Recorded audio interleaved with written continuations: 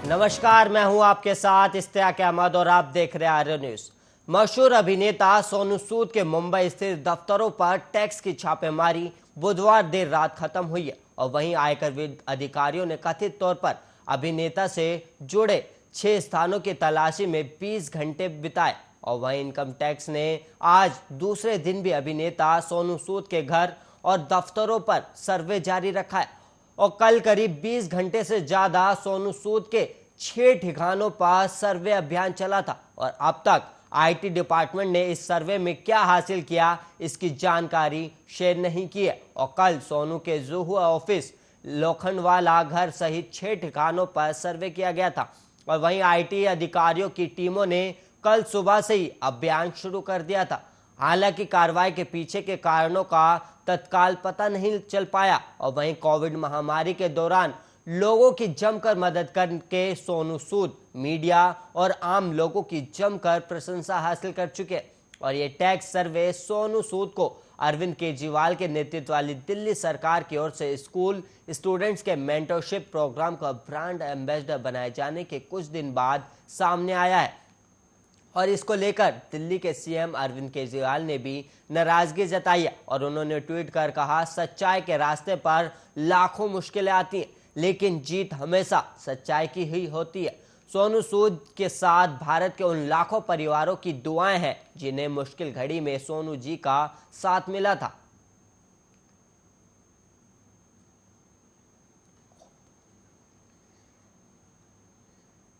वहीं आपको बता दें, सोनू सूद की घरों पर छापेमारी जारी है और वहीं आपको बता दें, इसको लेकर 6 ठिकानों पर आयकर विभाग की टीम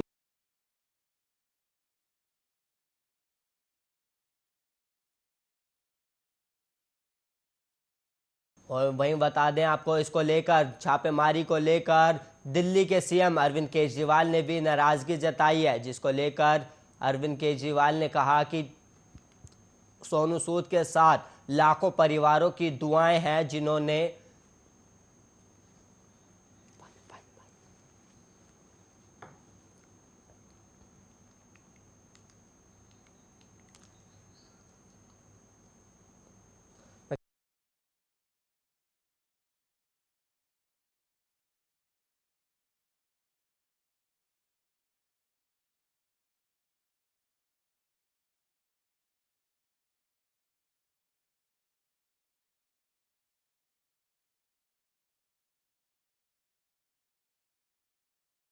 ही इसी खबर पर हमारे साथ जुड़ गए हैं बीजेपी के प्रवक्ता। वहीं आपको बता दें, मशहूर अभिनेता सोनू सूद और वहीं इसी खबर पर हमारे साथ बीजेपी के प्रवक्ता गुलरेज शेख जुड़ गए। गुलरेज जी, आपका बहुत बहुत स्वागत है हमारे चैनल पर। लेकिन ये जो सोनू सूद के घरों पर जो छापेमारी चल रही है और इसको लेकर क्या कयास लगाए जा रहे हैं, क्योंकि कोरोना का काल करीब 2 साल होने वाले हैं, लेकिन आयकर विभाग की छापेमारी 2 साल बाद क्यों की जा रही है? देखिए, मुझे नहीं लगता कि कोरोना का और इसका कोई लेना देना सीधे है। लेकिन जहां तक सोनू सूद की बात है, सोनू सूद को आप भी पसंद करते हैं, हम भी पसंद करते हैं। लेकिन आयकर विभाग का अपनी कार्यप्रणाली है और संस्थाएं जो होती हैं, जैसे इनकम टैक्स हुआ, सीबीआई हुई, ईडी हुई, या फिर हमारी दूसरी एजेंसीज हुई, आईबी हुआ, ये एजेंसीज जो है कॉन्स्टिट्यूशनल एजेंसीज हैं और इनका जो फ्रेम ऑफ लॉज है उनके अंतर्गत काम करती है। तो फिर वो सोनू सूद हो या फिर कोई भी हो, जो भी उस फ्रेम ऑफ लॉज के अंतर्गत आएगा वो काम करेंगे। लेकिन गुलरेज जी, ये 2 साल के बाद ही क्यों सामने आया, जबकि जब सोनू सूद को आम आदमी पार्टी ने दिल्ली का मेंटरशिप एम्बेसडर बनाया तो उसके बाद ही ये लोगों का कहना है कि दिल्ली सरकार ने जब मेंटरशिप बनाया उसके बाद ही सोनू सूद के घरों पर छापेमारी की जा रही है। इसको लेकर आपका क्या कहना है? ये हमारे देश में एक नई चीज शुरू हो गई है कि हर चीज का पॉलिटिकल अर्थ निकालना। एक अच्छा इंसान जो होता है उसको भी कोई लॉ से इम्यूनिटी नहीं मिलती, ना बुरे इंसान को मिलती है। कानून अंधा होता है और वो जो फैसले करता है वो आंख पर पट्टी बांधकर तराजू हाथ में लेके खड़ा रहता है। तो यदि उनके अकाउंट्स में कुछ ऐसा दिखा होगा तो इनकम टैक्स ने कार्रवाई की, और यदि कुछ भी नहीं मिलेगा तो उसमें कुछ भी नहीं होना है। जी। और लेकिन इसको लेकर भी कई सवाल सामने आ रहे हैं कि जैसे कि सोनू सूद कई लोगों की मदद कर चुके हैं, लेकिन वहीं राजनीति में जो नेता हैं वो कहीं ना कहीं लोगों की मदद करने में कोरोना काल में काफ़ी पीछे रह गए थे, जिसको लेकर अब पॉलिटिकलों का प्रेशर भी बनाया जा रहा है। इसको लेकर भी क्या कुछ कहेंगे आप? नहीं नहीं, नेताओं ने भी मदद की, सोनू सूद ने भी मदद की, दूसरे लोगों ने भी मदद की, और सबको मदद करनी चाहिए। समाज वैसे ही चलता है जब सब लोग आगे होकर एक दूसरे का सहयोग करें, सहायता करें, मदद करें, और उस चीज के लिए हम सोनू सूद के प्रशंसक हैं। और जहां तक इनकम टैक्स विभाग की बात है, यदि अकाउंट्स में कुछ दिखा होगा उनको तो ही देखिए, आप एक बात याद रखिए कि इनकम टैक्स में यदि कोई छापा पड़ता है तो छापा पड़ने से पहले बहुत सारी परमिशन लेना पड़ती है। वो उसको दिखाना पड़ता है कि मिनिमम एसेट्स इतने मिल सकते हैं जिसकी संभावना है, उसके बिना परमिशन भी नहीं मिलती, और एक वो जटिल प्रक्रिया के थ्रू होता है। तो यदि कुछ ना कुछ बुक्स के अंदर ऐसा दिखा है तो ही ये प्रक्रिया हुई है, और यदि कुछ भी नहीं मिलेगा तो कोई बात ही नहीं है। जी, गुलरेज जी, बहुत बहुत धन्यवाद आपको चलिए बात। हमारे चैनल, हमारे इस खबर पर जानकारी देने के लिए।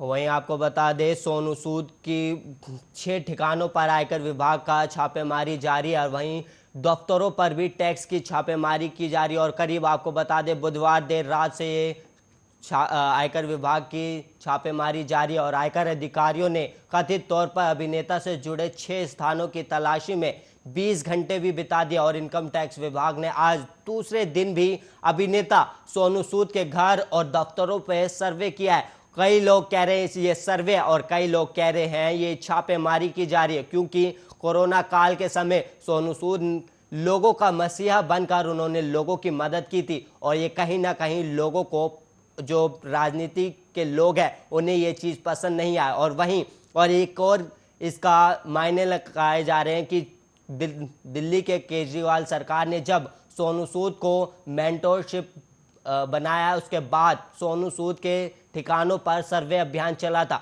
और अब तक आईटी डिपार्टमेंट ने इस सर्वे में क्या हासिल किया इसकी भी जानकारी अभी तक सामने नहीं दी है। और वहीं कल सोनू सूद के जोहू ऑफिस, लोखंडवाला घर सहित 6 ठिकानों पर सर्वे किया था, और वहीं आईटी अधिकारियों की टीमों ने कल सुबह से ही यह अभियान शुरू कर दिया था। हालांकि कार्रवाई के पीछे के कारणों का अभी तक पता नहीं चल पाया। और वहीं आपको बता दें, कोविड महामारी के दौरान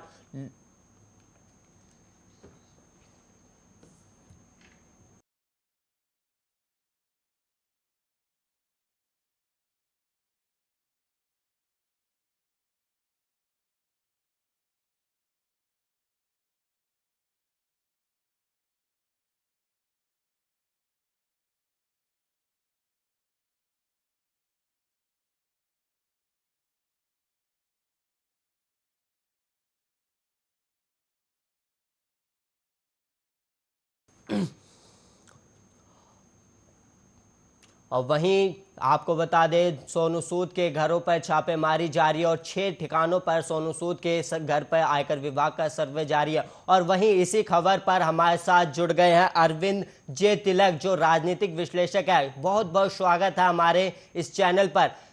अरविंद जी, आपसे जानना चाहेंगे कि इसको लेकर क्या राजनीतिक मायने लगाए जा रहे हैं? इसके दो निहितार्थ हैं।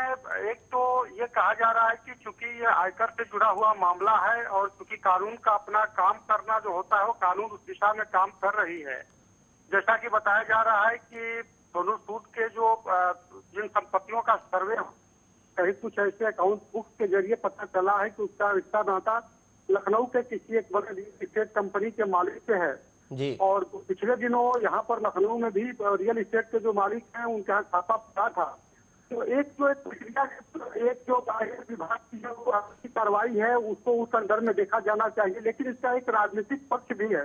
जो राजनीतिक गलियारों में चर्चा का विषय बना हुआ है।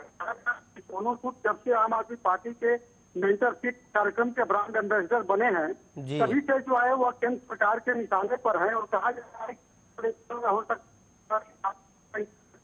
तो जो आम आदमी पार्टी के नेताओं का यह कहना है कि क्योंकि वो आम आदमी पार्टी से जुड़ने जा रहे हैं, इस नाते जो है उनका जी अरविंद जी, मैं यहाँ पे एक और सवाल पूछना चाहूंगा। जैसे कि अरविंद केजरीवाल दिल्ली के जो सीएम है और उन्होंने इस सर्वे को लेकर भी नाराजगी जताई है, और इसको लेकर आप क्या कहना चाहेंगे? कि अरविंद केजरीवाल दिल्ली के मुख्यमंत्री हैं और वो चूंकि उनका अपनी कर्मी है और की बात होती है, इस स्थिति में अगर सोनू के खिलाफ आयकर विभाग काम करता है तो और पूरी तरह से सोनू सूद ब्रांड कार्यक्रम नहीं, साथ ही 2000 में जो प्रोग्राम का टाइम था उसमें जो बढ़ चढ़ करके राष्ट्र हित में उन्होंने काम किया, लेकिन ये सारी चीजें अपनी जगह दुरुस्त है। लेकिन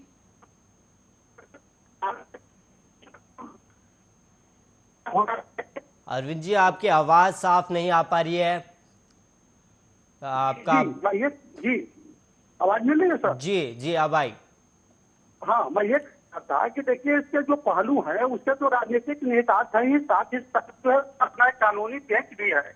अगर मान लीजिए सोनू सूद के जो अकाउंट वगैरह है अगर क्लियर है, कहीं किसी के रिश्ते नाते नहीं है, धोखाधड़ी नहीं है जी, तो आयकर विभाग उनका कुछ नहीं कर पाएगा। लेकिन अगर मान लीजिए कहीं किसी प्रकार की अगर कोई धोखाधड़ी है या कोई रियल इस्टेट के जो जिनका छापा पड़ा था उनके साथ मिली भगत होगी तो स्वाभाविक। लेकिन अरविंद जी, आयकर विभाग की 20 घंटे, कल भी 20 घंटे पूरे आयकर विभाग का सर्वे चला और इस बीच अभी तक आयकर विभाग का कोई स्टेटमेंट सामने नहीं आया और आज दूसरा दिन भी है और इसी को लेकर आज फिर सोनू सूद के 6 ठिकानों पर सर्वे किया जा रहा है। लेकिन आप कह रहे हैं कि कुछ आएगा तब देखा जाएगा, लेकिन इससे कहीं ना कहीं सोनू सूद को भी परेशानी हो रही है और जो उनके फैंस है और जो उनके समर्थक है उनमें भी काफी गुस्सा देखने को मिल रहा है। देखिए ये स्वाभाविक है, फैन गुस्से में होंगे, राजनीतिक दल जो उनसे जुड़े हैं उनकी भी नाराजगी सामने आएगी, लेकिन कानून की एक अपनी प्रक्रिया है। मेरा मानना है कि अगर इस तरह की नाराजगी कोई जताएगा, राजनीतिक विरोध करेगा तब तो देश में कोई काम ही नहीं हो पाएगा। देखिए संविधान की नजर में, कानून की नजर में कोई व्यक्ति चाहे सोनू सूद हो चाहे एक हाशिए का व्यक्ति हो, सभी समान है। नहीं अरविंद जी, मैं ये पूछना चाह रहा था, जैसे कोरोना काल में 2 साल होने वाले, जब सोनू सूद ने कोरोना काल के 2 साल में लोगों की मसीहा बनकर मदद की, लेकिन आयकर विभाग ने जब उनके ठिकानों पर छापेमारी नहीं की, लेकिन जब दिल्ली के केजरीवाल, अरविंद केजरीवाल ने जब उन्हें मेंटरशिप एम्बेसडर बनाया, तब ही ये क्यों सर्वे किए जा रहे हैं और वो भी 6 ठिकानों पर? इसको लेकर आप क्या कहेंगे?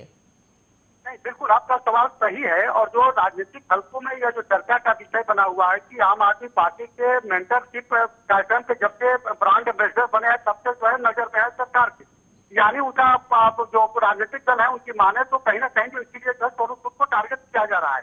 लेकिन ये अपनी जगह पे एक अपनी जो धारणा हो सकती है, राजनीतिक परसेप्शन चलता है, लेकिन इसका मतलब यह भी नहीं कि व्यक्ति अगर किसी तरह विभाग को अगर शंका है कि अगर उसके जो है रिश्ते नाते जो है कुछ ऐसे किस्म के लोगों से हो सकते हैं जो कि आर्थिक घोटाले कर सकते हैं या जो आर्थिक दस्तावेज जो उनको मिले उसके आधार पर कार्रवाई हो रही है, ये सारी चीजें अपनी जगह पे है। लेकिन कुल मिलाकर के अगर आयकर विभाग अपना काम कर रहा है तो करने देना चाहिए। अगर सोनू सूद टूट के धुले हैं, साफ सुथरे हैं, अगर आपके हित में काम किया है तो उसका बार बार भी नहीं होगा। ऐसे आयकर विभाग का छापा जो है तमाम राजनीतिक दलों के यहाँ भी पड़े हैं, लेकिन उसका कहीं कोई अर्थ नहीं निकला। तो मुझे लगता है कि सोनू सूद के लिए परेशानी का तो यह समय जरूर है, लेकिन थोड़ा इंतजार करना चाहिए। जी बहुत बहुत धन्यवाद हमारे दर्शकों को इस खबर पर ज्यादा जानकारी देने के लिए और हमारे सवालों का जवाब देने के लिए। अब बढ़ेंगे अगली खबर की ओर। गुजरात में आज भूपेंद्र पटेल के मंत्रिमंडल का शपथ ग्रहण समारोह होगा और खबर ये भी है कि रूपाणी कैबिनेट में शामिल रहे मंत्रियों को हटाया जा सकता है और इसी वजह से शपथ ग्रहण समारोह बुधवार को बार बार टलता रहा और पहली बार विधायक बने भूपेंद्र पटेल ने मुख्यमंत्री की शपथ ले लिया, लेकिन अब मंत्रियों की शपथ पर पेंच फिलहाल फंस गया। पहले मंत्रियों का शपथ ग्रहण समारोह बुधवार दोपहर में होना था और फिर इसे शाम तक के लिए टाल दिया गया और अब शपथ ग्रहण के लिए आज दोपहर 1:30 बजे का वक्त का तय किया गया था। दरअसल नए सीएम भूपेंद्र पटेल पूरे मंत्रिमंडल में बदलाव चाहते हैं और इसको लेकर गुजरात बीजेपी में तनातनी तेज हो गई है। और वहीं ये भी खबर है कि मंत्रिमंडल में नए चेहरे को प्राथमिकता दी जाएगी और महिलाओं की संख्या भी बढ़ाई जा सकती है। और जातीय समीकरण को बिठाने के साथ साथ साफ सुथरी छवि के नेताओं को तवज्जो देने का प्लान है। और वहीं माना यह भी जा रहा है कि सभी पुराने मंत्रियों को हटा दिया जाएगा और भूपेंद्र पटेल सरकार की नई कैबिनेट में 26 से 27 मंत्रियों को मंत्री पद की शपथ आज दिलाई जा सकती है। और करीब 15 महीने बाद बीजेपी के सिर के ताज गुजरात में चुनाव है और ऐसे में बीजेपी आलाकमान किसी भी हाल में कोई रिस्क नहीं लेना चाहता और पुराने मंत्रियों को हटाकर सरकार की नई छवि पेश करना रणनीति का हिस्सा है। और हाईकमान को उम्मीद है कि देर सवेर ये विरोध भी थम जाएगा और सब मिलकर भूपेंद्र पटेल के नेतृत्व में जोर शोर से काम शुरू कर देंगे।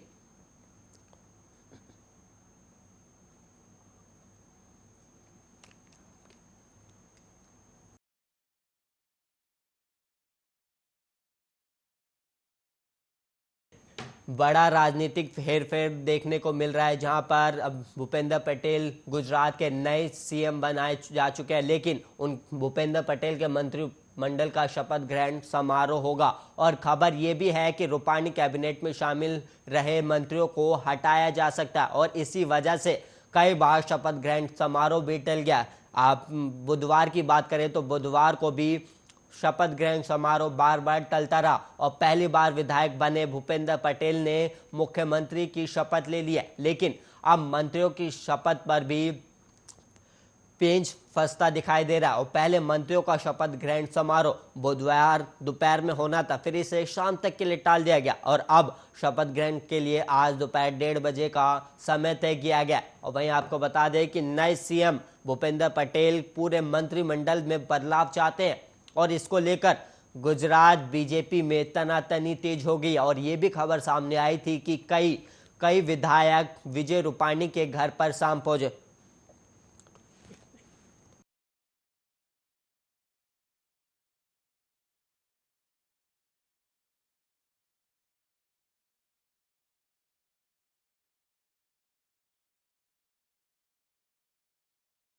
तनातनी तेज हो गई और खबर यह भी है कि मंत्रिमंडल में नए चेहरों को प्राथमिकता दी जाएगी।